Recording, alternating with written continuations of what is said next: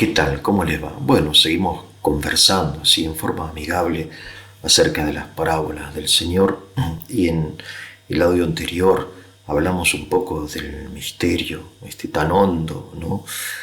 Insondable de la cruz del Señor, ¿no? Y entonces, para continuar un poquito esto antes de seguir adelante, ¿no? Con la parábola de la luz, que es un poco la continuación de esto, quería leerles y comentar un texto del apóstol San Juan que en su primera carta dice, leo, Primera de Juan, capítulo 4, en esto consiste el amor, no en que nosotros hayamos amado a Dios, sino en que Él nos amó a nosotros y envió a su Hijo como propiciación, en griego hilasmon, por nuestros pecados. Aquí el término más difícil de comentar es este término propiciación, que es una palabra que no usamos generalmente, pero cuyo contenido sí no solamente usamos, sino que es muy habitual, porque propiciar significa apaciguar la ira de alguien que con justicia está dispuesto a castigarnos, ¿no? Entonces, para evitar el castigo, le ofrecemos a cambio del castigo algo, ¿no? Es como un mecanismo psicológico de restitución de la justicia y es un argumento muy común en el cine y, como dije, en la vida, ¿no? Supongamos él, ¿no? Un joven marido se entretuvo jugando a los naipes con sus amigos y cuando se da cuenta ya es muy tarde. Entonces él, antes de llegar a su casa, sabiendo que ella lo está esperando con la cena fría, en el camino compra un hermoso ramo de flores o un kilo de helado o algo, ¿no? En fin, entonces ese ramo de flores, etcétera, evita, bueno, lo que ya sabemos, ¿no? En fin, ustedes la historia ya la conocen, un argumento de las comedias o quizá también de la vida, ¿no? Por ejemplo, recientemente, esto es algo habitual, un criminal, un delincuente, aquí en la Argentina, delitos fiscales y comerciales, qué sé yo, muy grandes, ¿no? De corrupción del Estado, le ofreció a un juez, al juez que está investigando la causa, que era una causa de asociación ilícita, le ofreció colaborar, ¿no? O sea, le ofrece al juez los nombres de sus socios, ¿no? Para que el juez reduzca la condena. Eso es propiciación, ¿no? Es algo, repito, muy arraigado, ¿no? Y que nosotros también usamos cuando castigamos a nuestros hijos. Bueno, si querés salir el fin de semana, entonces lava los platos del miércoles, jueves y viernes, por decir cualquier cosa, ¿no? Hay como un intercambio, ¿sí? Bien, entonces en la base de los sacrificios rituales se encuentra este mecanismo, como ustedes se darán cuenta, muy sencillo, muy primitivo, de propiciación, que llega a transformarse en una realidad auténticamente satánica, ¿no? Diabólica, cuando en algunas culturas antiguas, en muchas, ¿no? Acerca de esto yo hice hace unos meses un audio acerca del culto satánico en la antigüedad, ¿no? Cuando se sacrificaban a los dioses niños inocentes, ¿no? Porque claro, un niño inocente es más valioso porque es inocente. Y entonces a un Moloch o a Baal se les sacrificaban niños para que ellos, estos dioses, no castiguen a estos pueblos, sino que los beneficien con lluvias o con la victoria en la guerra, etc., ¿no? Entonces tenemos que rechazar con toda energía cualquier tipo de analogía del sacrificio del Señor en la cruz con este tipo de mecanismo psicológico o aún más de rituales antiguos paganos, ¿no? Es decir, no somos nosotros los que amamos a Dios, sino que tanto amó Dios al mundo, ¿no? Repito, vamos de nuevo al texto, ¿no? De San Juan, que es bellísimo. En esto, o sea, no en otra cosa, sino en esto, ¿no? Insiste Juan, consiste el amor. No en que nosotros hayamos amado a Dios, sino que Él nos amó a nosotros y envió a su Hijo, ¿no? No debemos introducir en la Santísima Trinidad una división entre el Padre y su Hijo, como si el Hijo fuese la representación de la misericordia y el Padre de la justicia, ¿no? En un portal muy conocido de protestante, ¿no? Dice, todos nosotros, dice, merecemos su ira y su castigo. Entonces Dios, en su infinita gracia y misericordia, ha provisto una forma para aplacar su ira. Entonces, para aplacar la ira, el Padre lo hace a través de la muerte sacrificial de su Hijo, como el pago por nuestros pecados, ¿no? Esto es algo, digo, es una doctrina común en la catequesis cristiana. Y obviamente yo no soy quien para decir que esto es erróneo, tampoco, también lo vamos a encontrar quizá en la catequesis católica. El problema es la forma en que lo entendemos, ¿no? El contexto, la interpretación, el espíritu. Si aquí no podemos nosotros, repito, introducir una división, como que el Padre quiere castigar. No, el Padre nos ama, siente piedad por nosotros, no desea castigarnos, desea salvarnos. El Padre, el Hijo y el Espíritu Santo son todos los tres el mismo Dios. Dios es amor. Entonces, ante este tipo de interpretaciones, digamos, un poco primitivas, ¿no? Reacciona en la Edad Moderna el racionalismo y lo rechaza, ¿no? También dentro del mundo protestante vemos como reacciones ante este tipo de interpretaciones, ¿no? El Padre está enojado, está furioso, y entonces el Hijo se interpone y le dice, castigame a mí, ¿no? Y entonces el Padre castiga al Hijo que es inocente. Entonces la ira del Padre está aplacada, porque a diferencia del Padre, el Hijo es más misericordioso que justiciero. Y entonces el Hijo se reviste de hombre para asumir el pecado, el castigo que nosotros merecimos, ¿no? Es algo como, digo que sea falso, sino que es como demasiado humano para ser divino, ¿no? Bien, entonces tenemos que recordar siempre algunos principios de la teología, ¿no? Uno de los principios más importantes, creo yo, es que a través de lo visible llegamos al conocimiento de lo invisible, y a través de lo humano llegamos al conocimiento de lo divino, ¿no? Pues lo humano es sacramento de lo divino. Entonces, ¿cómo podemos entender el sacrificio del Señor en la cruz, ¿no? No digo entenderlo, sino aproximarnos así, tocarlo, ¿no? Quizá con la punta del dedo. Bueno, quizá con argumentos no doctrinales, no conceptuales, sino con argumentos existenciales. Por ejemplo, durante la Segunda Guerra Mundial, en Alemania, ¿no? Existían los campos de concentración donde fueron eliminados millones de personas, judíos, pero no solo judíos, ¿no? Entonces, también fue apresado por su condición de sacerdote, un sacerdote de la Orden de San Francisco, Padre Maximiliano, ¿no? Así se llamaba. Entonces, él estaba en un campo de concentración en Polonia, este sacerdote era polaco, un prisionero se fugó. Entonces, como castigo y escarmiento por la fuga de este único prisionero, el oficial a cargo decidió asesinar a 10 prisioneros. O sea, por cada uno que se fugaba eran asesinados 10, ¿no? Entonces fueron separados en la formación, en la plaza, ¿no?, central del campo. Fueron separados de forma arbitraria, 10 prisioneros, digo.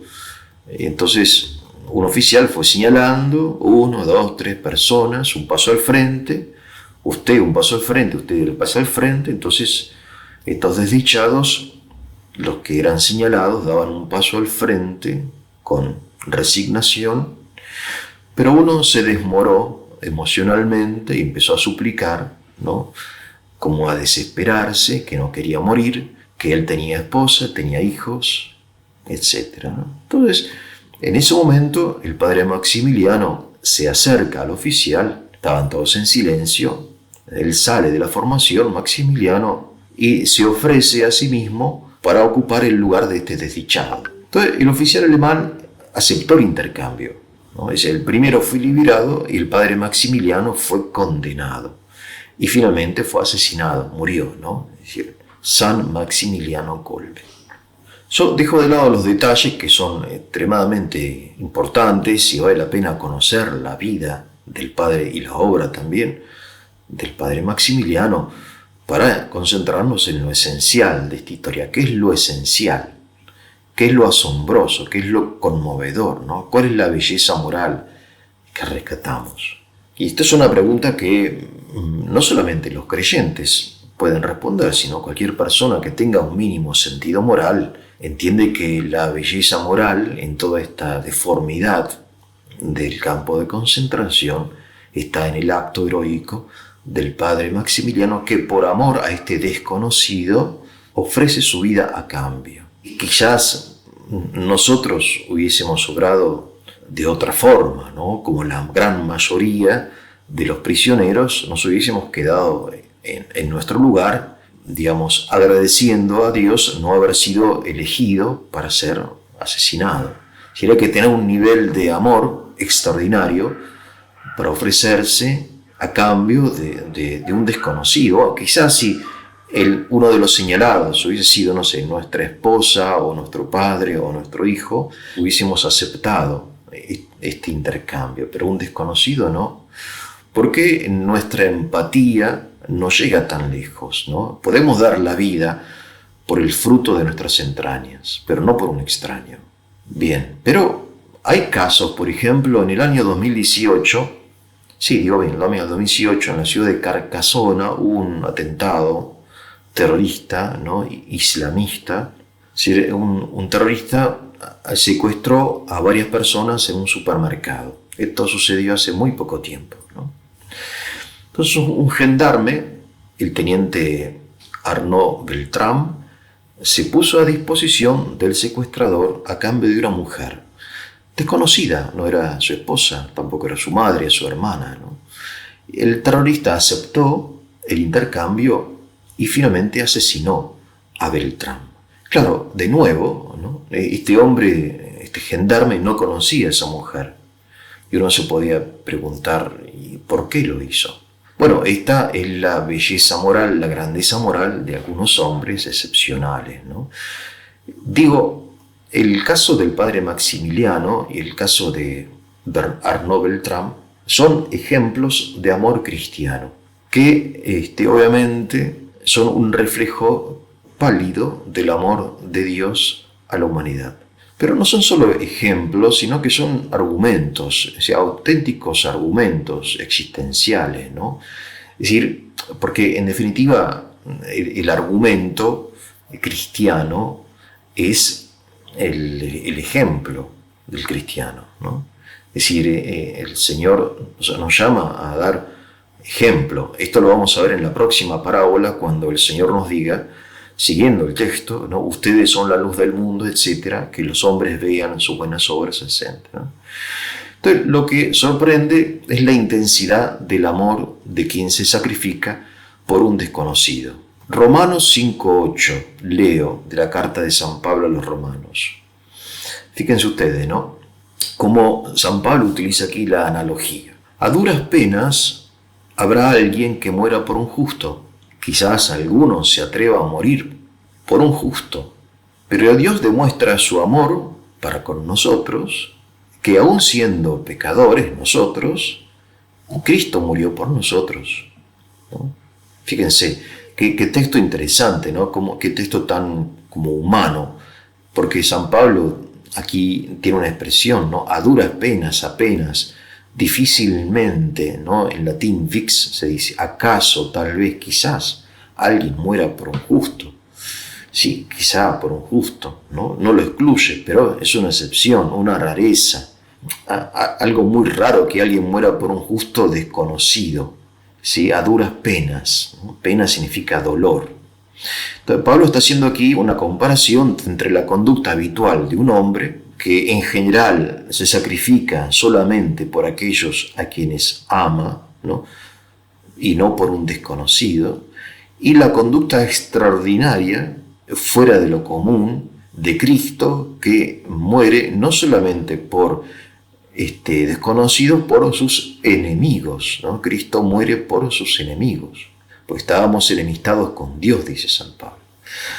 Entonces, cuanto más una persona se aleja de nuestro horizonte afectivo, digamos, menos empatía sentimos por ella y menos disposición a sacrificarnos por ella. En cambio, cuanto más cerca está esta persona, más amor sentimos y más disposición a dar la vida por ellos, empezando obviamente por los hijos que, como bien dice la Escritura, son el fruto de nuestras entrañas y los amamos como a nosotros mismos, o más que a nosotros mismos, ¿no? Bueno, ¿y dónde es el punto de comparación? Esto sí lo podemos entender, esto sí lo podemos sentir, porque nosotros somos capaces de amar, ¿no? Si todos nosotros somos capaces de amar y amar en serio, todos nosotros somos capaces de amar. Pero algunos hombres tienen un amor que son fuera de lo común, digamos, como determinado como genialidad moral, ¿no? Porque la genialidad no solamente es artística o científica, sino que también hay una especie de genialidad, ¿no? De rareza, de excelencia moral, que es lo que nosotros observamos en los ejemplos del padre Maximiliano o del gendarme Arnaud. Bueno, en esta línea y en la cúspide de esta línea se encuentra el sacrificio del Señor en la cruz. Pero nada dice acerca de a quién se le ofrece el sacrificio, sino, dice el credo, por nosotros, por los hombres y por por nosotros y por nuestra salvación, ¿no? Habiendo amado a los suyos que estaban en el mundo, los amó hasta el fin, dice en el Evangelio de San Juan, ¿no? Telos en griego, ¿no? Hasta el extremo, intensamente. Pero no hay aquí una idea jurídica, no hay una idea de intercambio jurídica, ¿sí? Que se introduce después en una interpretación que es demasiado, humana, espuria en muchos casos, ¿no? Y bien, lo que nosotros tenemos que destacar es la belleza moral del sacrificio de Cristo. Es decir, que Él asume la culpa de los demás, así como nosotros también asumimos la culpa de los demás, ¿no? También es un argumento, como no, de la gran literatura, de la literatura universal, por ejemplo, en Dostoyevsky la encontramos, ¿no? Como uno de los hermanos Karamazov asume la culpa de otro, etcétera, y así, etcétera, ¿no? Si un padre, por ejemplo, está dispuesto a pagar la deuda que su hijo contrajo, y aunque no la haya contraído el padre, él paga la deuda, ¿sí? Está dispuesto, no sé, un hermano gemelo, de repente, o otra obra de literatura, está dispuesto a reemplazar a su hermano que está preso, porque son idénticos, ¿no? Son gemelos. Entonces asume el castigo de su hermano, ¿no? O una madre se interpone entre el padre furioso que está dispuesto que va a pegarle a su hijo y al hijo que, por ejemplo, le rayó el automóvil nuevo, ¿no?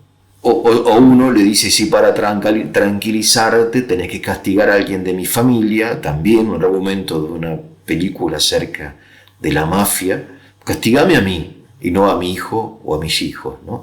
Esto es así, pero sería erróneo trasladar literalmente esta imagen, que es solo una imagen, al misterio divino, ¿no? Aquí hay misterios muy hondos, dice Castellani, porque el resultado sería casi herético, porque estaríamos separando al Padre del Hijo, repito, introduciendo una división en el seno de la Santísima Trinidad.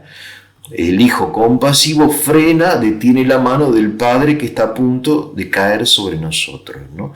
Esto es una forma velada de politeísmo, hay que decirlo, ¿no? Es como una especie de herejía, ¿no? Fin. Entonces uno dice, bueno, entonces ¿cómo se entiende? Bueno, mejor no entenderlo, repito, ¿no? Es mejor no representarse algo que representárselo mal.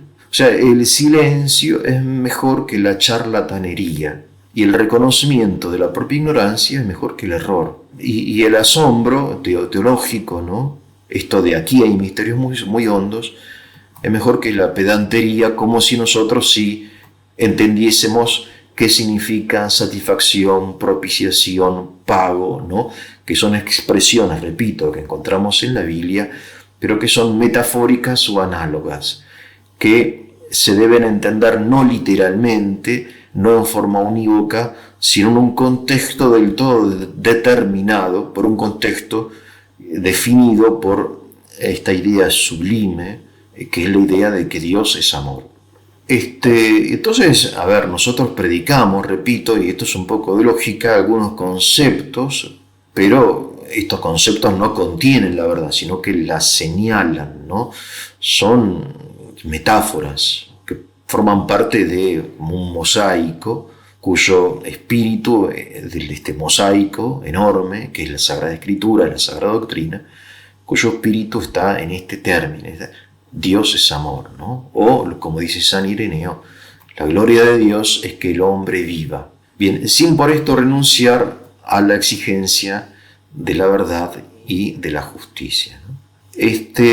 Bueno, entonces, dicho esto, que es apenas una introducción, y nada más que eso, el Señor sigue hablando de la luz, ¿no? La luz que, y sigo unos minutos más, y después vamos a seguir en la próxima parábola, que es una imagen, ¿no? Un símbolo que está como fuera, extraordinario, ¿no? Que pertenece a otro nivel, ¿no?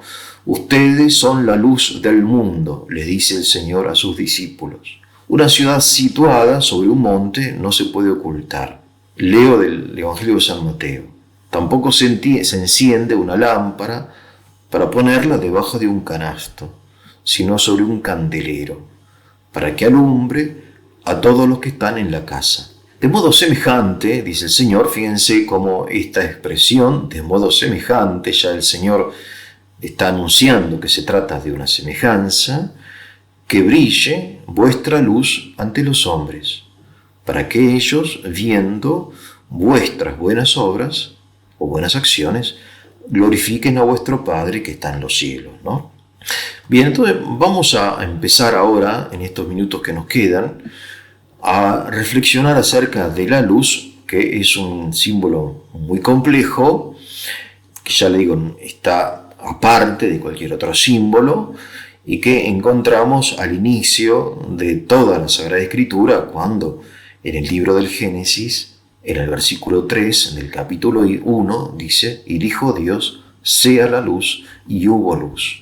Es decir, me gustaría detenerme, aunque el Señor da por hecho esto, ¿no? El Señor aquí no está hablando del Génesis, sino está hablando de otra cosa. Cuando dice, ustedes son la luz, me gustaría detenerme un poco en el simbolismo general de la luz, que va a servir luego como símbolo del discipulado y de otros símbolos y de otras realidades, fundamentalmente del mismo Señor, porque el Señor también dice, yo soy la luz, ¿no? Recordemos, analogía, ustedes son la luz, yo soy la luz, y dijo Dios, sea la luz, etc., ¿no? Entonces recordemos, en primer lugar, que la realidad física, fundamentalmente estas cosas primitivas y fascinantes, como el fuego, como el mar, como el viento, ¿no? Como la piedra, simbolizan algo, ¿no? El fuego simboliza el amor, ¿no? La piedra simboliza la fortaleza, la paloma simboliza la simplicidad y la inocencia, ¿no? El aceite simboliza la suavidad y por lo tanto la misericordia, ¿no? Decíamos que el poeta y la poesía, porque la parábola es poesía, repito, la parábola es poesía, la poesía descubre, el poeta descubre la formalidad simbólica o simbolizante de la realidad. Esta formalidad simbolizante obviamente está arraigada en las cualidades naturales de las cosas, porque el fuego simboliza el amor, porque el fuego es cálido. La piedra simboliza la fortaleza, porque la piedra es dura, ¿no? El aceite simboliza la misericordia, porque el aceite es suave, ¿no? Bueno, entonces podríamos decir, entonces la luz, ¿qué cualidad tiene la luz? La luz no es cálida, no es suave, no es dura, no es simple, no es inesperada, como puede ser el viento.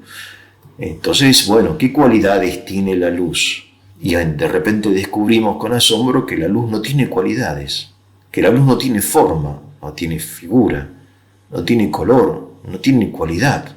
Además, la luz no es corporal, no está aquí o allá, no ocupa lugar. Tal es así que, y este es un ejercicio que les propongo a ustedes, si ustedes tuvieran que hacer un inventario de las cosas que ahora los rodean, ¿no? No sé, en mi caso, por ejemplo, una mesa, un mate, un micrófono, un termo, una silla, etcétera, haciendo el inventario de estas cosas que están aquí, en esta cocina donde estoy sentado, yo no incluiría la luz en este inventario, porque es como que no existe, y no está, no la veo, sino que lo que veo, lo veo gracias a ella. Entonces, momento, la luz no es un símbolo cualquiera, porque es un símbolo que permite que yo vea y a su vez permanece invisible. Si yo veo los colores, veo las formas, ¿no? El color del mate, el color de la pared, el color de la ventana. Puedo definirlos, puedo describirlos, ¿no? El fuego es cálido, la piedra es dura, y la luz, ¿qué? ¿Cómo es la luz? Y no lo sé. Entonces, si quisiéramos definir la luz, tendríamos que definirla en forma indirecta, es decir, la luz es aquello que, no sabiendo qué es, hace que lo visible sea visible, permaneciendo ella invisible. De modo que si lo visible es en sí mismo visible, podríamos preguntarnos, si lo visible es visible, resulta que para hacerse visible necesita de algo que no es ella, que no es algo intrínseco a sí mismo, ese algo que nosotros llamamos luz, que lo hace visible. Entonces la luz es un auténtico, para decirlo de alguna forma, misterio, ¿no? Bueno, acerca de esto en el próximo audio. Si fue de su utilidad, le voy a pedir que le pongan el like, se suscriban, compartan para la difusión del canal. Que tengan un muy, pero muy buen día.